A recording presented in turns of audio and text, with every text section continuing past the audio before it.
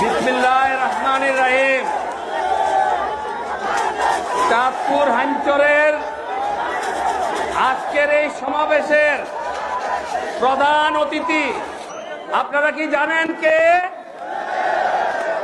বাংলাদেশ জাতীয়তাবাদী দলের, যার বক্তব্য আমরা শোনার জন্য সুদূর চাঁদপুর থেকে ঢাকা যাই, সেই হাবিবুর রহমান সোহেল ভাই এবং আমার সামনে উপস্থিত চাঁদপুরের পাশের একাংশ। আসসালামু আলাইকুম।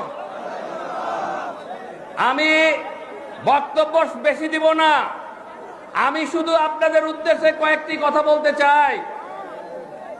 আমাদের প্রিয় নেতা তারেক রহমানকে যদি আগামী দিনের প্রধানমন্ত্রী হিসেবে আপনারা দেখতে চান, তাহলে 12 তারিখে আপনারা সকলে এবং আপনাদের এলাকায় যারা ভোটার আছে সবাইকে নিয়ে ধানের শীষে ভোট দেওয়ার জন্য সকালে 7টার মধ্যে সেন্টারে উপস্থিত হবেন।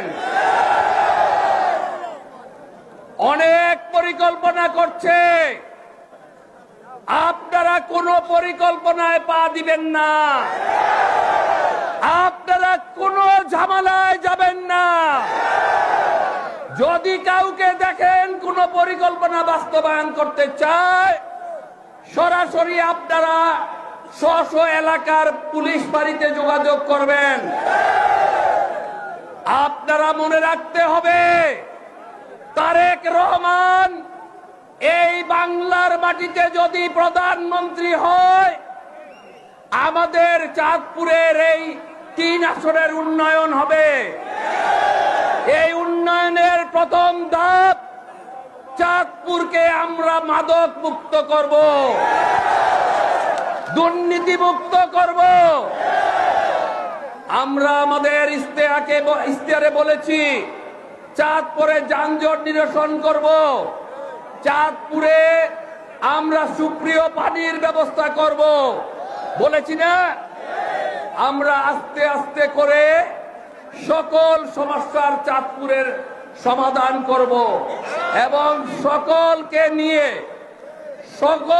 নিয়ে আমরা চাঁদপুরের কল্যাণে আমরা কাজ করব।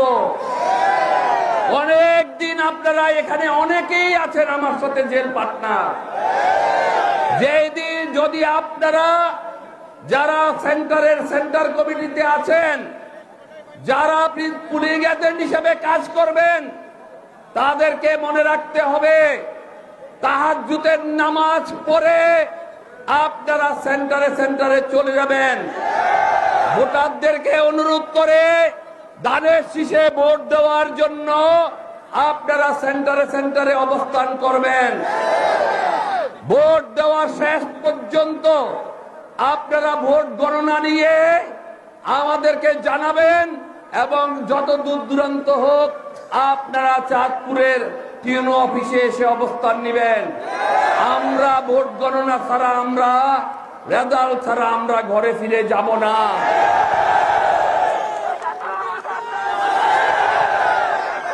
আমি একটা স্লোগান ধরি, হ্যাঁ, এই নেতা আছে, এই কোন সে নেতা? তারেক ভাই। কোন সে নেতা? কোন সে নেতা? ধন্যবাদ সবাইকে। খোদা হাফেজ।